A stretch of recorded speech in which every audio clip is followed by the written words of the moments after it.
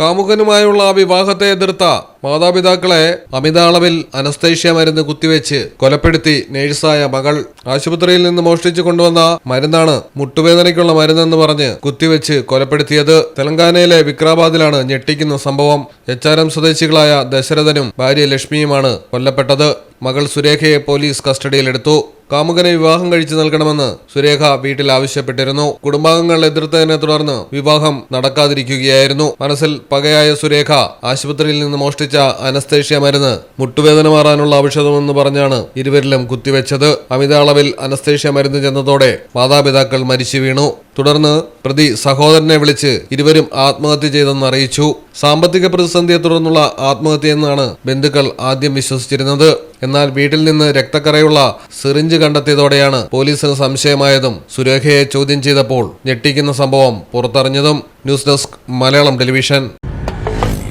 നാട്ടിലെവിടെയാ? വയനാട്ടില്. നാട്ടിലെവിടെയാ? ഞാൻ കോഴിക്കോട്. നാട്ടിലെവിടെയാ? ഞാൻ ആലപ്പുഴ. നാട്ടിലെവിടെയാ? ഞാൻ കണ്ണൂരാ. നാട്ടിലെവിടെയാ? എന്റെ വീട് പാലക്കാട്. പാലക്കാടിൻ പൊള്ളിപ്പൊളിയും ചൂടായാലും നാട്ടിലെവിടെയാണേലും കാലാവസ്ഥ എന്താണേലും സിമെന്റ് JSW കോൺക്രീറ്റ് HD തന്നെ. നാട്ടിലെവിടെയാ?